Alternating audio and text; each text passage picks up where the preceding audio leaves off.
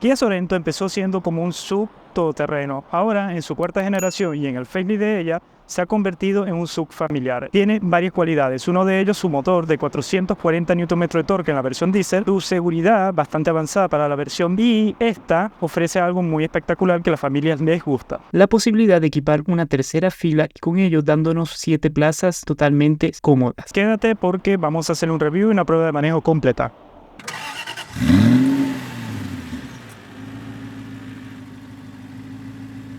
Y antes de comenzar el video, agradecemos a nuestro patrocinador Mundo Va. Si quieres algún repuesto del grupo Volkswagen, como sea Audi, Skoda y Volkswagen, solo tienes que escribir al número de WhatsApp que te voy a dejar en pantalla o en la descripción de este video, y con el número de tu BIN pueden ubicar cualquier repuesto que necesitas. También tienen accesorios originales, así que si necesitas algún repuesto solo tienes que escribirle el WhatsApp y estarán en contacto contigo. Así que continuamos con el video. Empecemos a hablar por el tamaño, que es lo primero que se nota en esta Sorento. Tiene una longitud de 4,81 metros, un ancho de 1,90 y una altura de 1,70 metros. Es grande y se siente grande, pero no al punto de ser incómodo. La distancia entre ejes es de 2,81 metros. Significa que en el espacio interior es más que suficiente tanto para los pasajeros como todo el equipaje que quieras llevar. Ahora, vamos al motor y aquí es donde se pone interesante. Esta versión diésel, que es de entrada, viene con el motor de 2,2 litros que te da 199 caballos de fuerza y un torque de 440 Nm.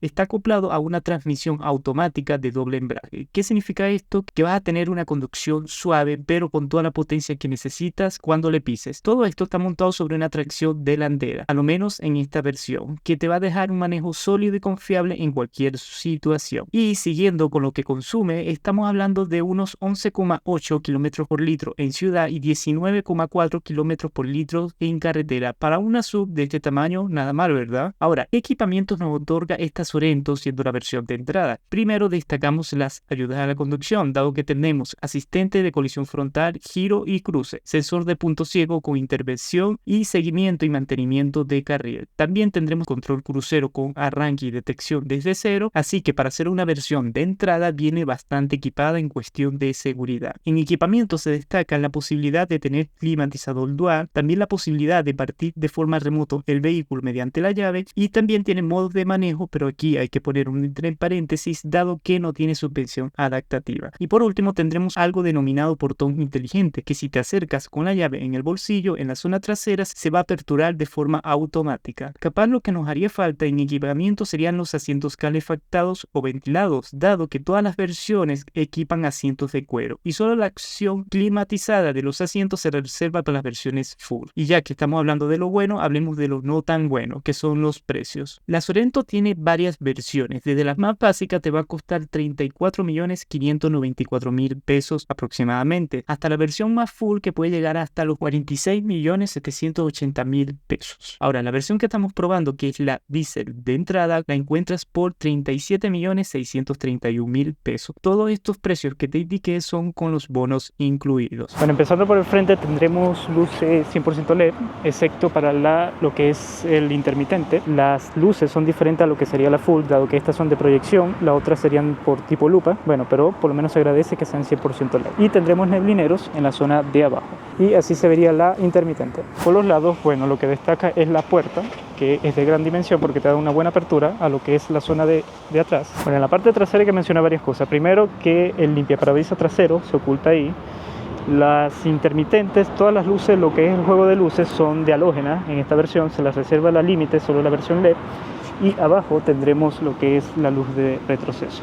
Y dato curioso, que uno pensaría que el botón para abrir el portón estuviese acá, pero se oculta aquí abajo. Si no tuvieses esa etiqueta, muy difícil lo vas a encontrar si es tu primera vez. Así queda el espacio de carga si tienes abatidos los asientos de la tercera fila. Así se vería el espacio con la tercera fila de bajada. Y si no me equivoco son entre 600 y 800 dependiendo de cómo tengas desplazada la segunda banqueta de atrás. En el interior, muy típico que ya tendremos esta pantalla que, si no me equivoco, esta es de 13 pulgadas, lo que conforma el infoentretenimiento, y esta creo que es de un poco de 10 pulgadas, si no mal me acuerdo. Acá tendremos también lo que es el climatizador, que también se puede convertir para opciones del navegador, que ya hemos visto en otros productos de Kia. Ahí por lo menos estarían opciones que te dan atajos al navegador, por lo menos ahí. Pero si presiona acá, se convierte el climatizador, lo cual también cambia las ruedas. Más abajo tendremos los puertos USB, que tiene una particularidad que si presionas ahí sería solo carga, pero si vuelvo a presionar es carga y datos, es decir, transmite datos al infoentretenimiento. Tendremos un puerto USB adicional y el cargador inalámbrico. Palanca es, bueno, típica Kia, y aquí tendremos los modos de manejo que te los va diciendo acá en el cuadro de instrumentos. Tendremos auto hold, tendremos control de descenso, freno de mano electrónico y tendremos la opción de activar la cámara, que se ve de muy buena calidad, y aquí veríamos los sensores. No es cámara 360 ya que se la reserva para la versión límite, pero se ve bastante bien. El cuadro de instrumentos, bueno, tendremos la opción de ir cambiando la información del centro, y si cambiamos los modos de manejo cambia como el aspecto, no agresivamente como veíamos en el Niro, pero algo cambia. Bueno, acá podremos controlar lo que es el control crucero, acá lo que es el mantenimiento de carril, y aquí la del control crucero adaptativo.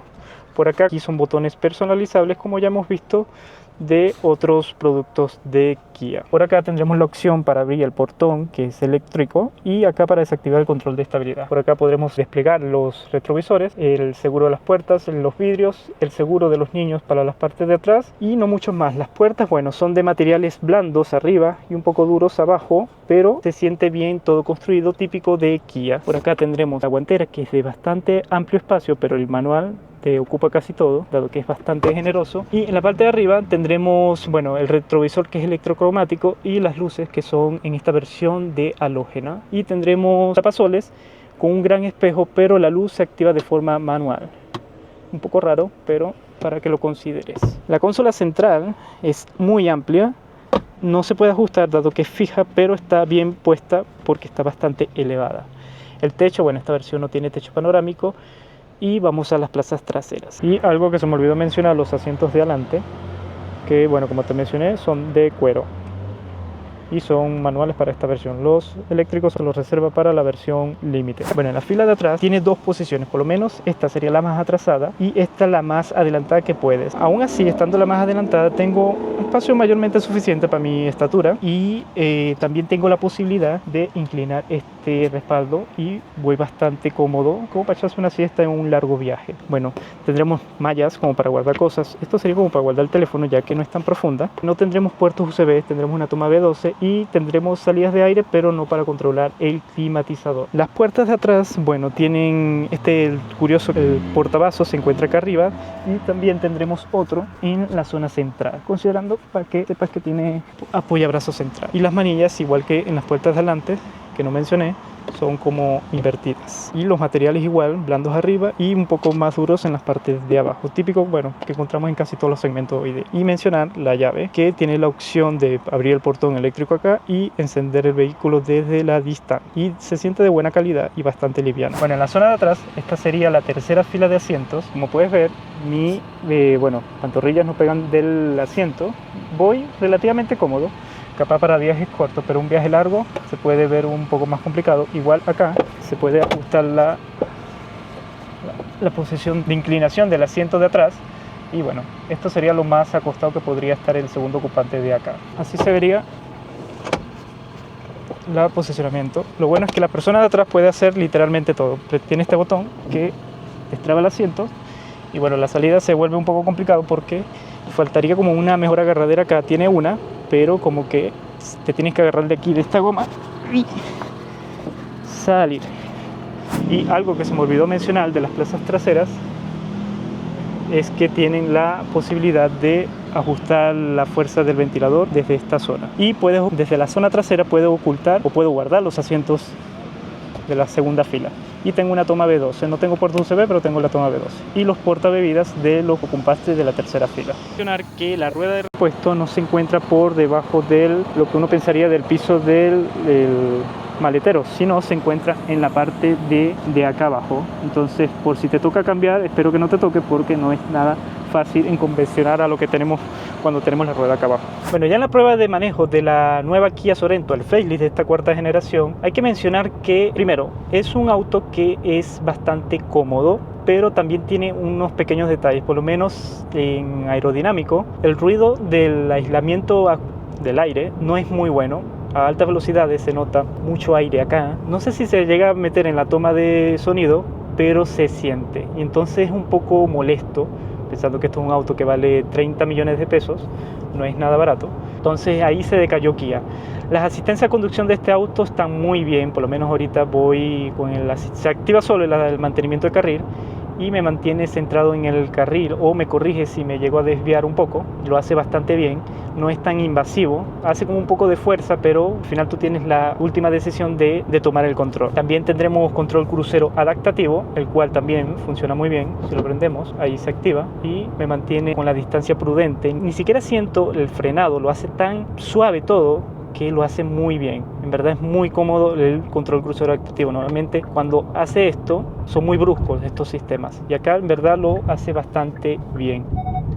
Por lo menos ahí me avisa que me estoy saliendo del carril porque estoy saliendo de una autopista. Todo es muy sereno, en verdad. Las asistencias, los sonidos tampoco son muy intrusivos, muy molestos, porque a veces estos asistentes son muy intrusivos en tu conducción, pero acá está bien logrado. Como te digo, hay cosas que, bueno, voy a criticar. Lo del ruido es algo muy notorio y creo que, verdad, Kia debería hacer un ajuste de tuerca a este modelo. Lo otro que no lo mencioné cuando estoy hablando del equipamiento es los asientos, porque los asientos son de cuero, pero no están climatizados, y entonces en verano o invierno pueden ser un dolor de cabeza. Lo climatizado se lo reserva solo para las versiones full, pero yo creo que en estas versiones, que no son las full, debería por lo menos traer asientos de tela, son un poco mejor en ese aspecto de comodidad. Si no vas a poner climatizador, pon por lo menos asientos de tela, que son mejor su temperatura en momentos de calor, mucho frío. Por lo menos vamos a ver si podemos mostrar la potencia que tiene, porque son 440 Nm de torque que tiene este modelo. También para ser un motor diésel está muy bien insonorizado ese aspecto. Bueno, hoy día los motores diésel son ya otro tipo de motores, no son como antes, que eran muy ruidosos, que en verdad un motor diésel hacía mucho la diferencia entre un motor de bencinero. Hoy día no hacen olores horribles cuando están parados, no hacen tanto ruido y están muy bien logrados. Vamos a presionarle acá.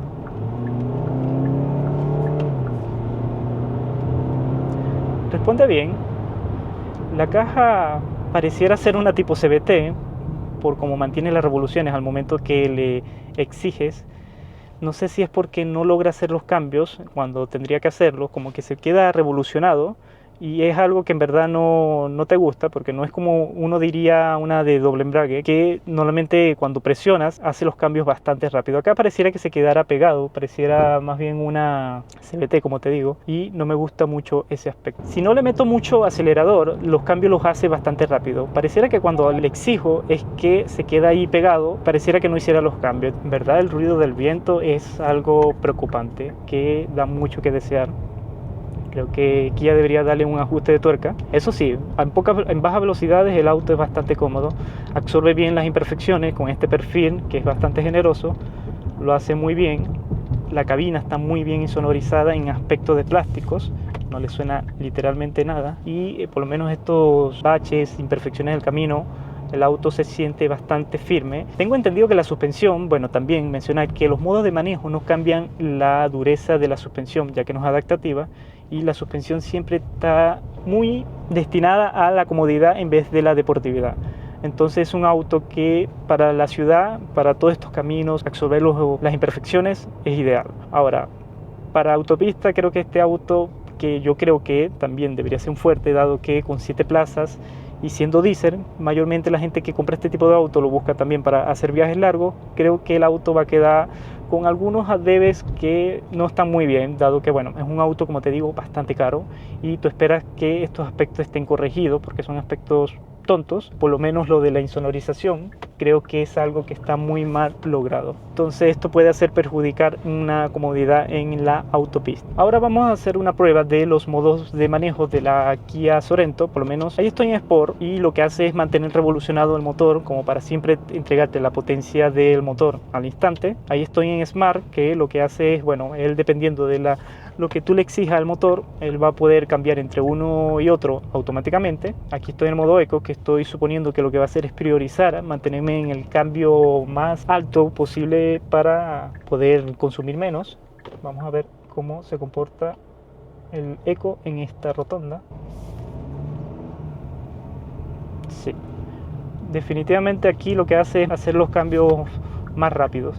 Esta caja va a ser una de doble embrague. Hay algo que no me termina de convencer. Pareciera que no es la más rápida posible, pensando que es una de doble embrague, debería ser lo más rápido, porque para esto mayormente está destinada esta caja. Acá no, aquí pareciera que los cambios se hacen muy lento. Tanto en modo Sport, modo Eco, todos los hace en modo muy lento. Y otro modo que tenemos es el normal, que bueno, aquí es un mundo entre Eco y Sport. Yo creo que siempre andaría en este porque es como que el auto anda mucho más confortable en este modo.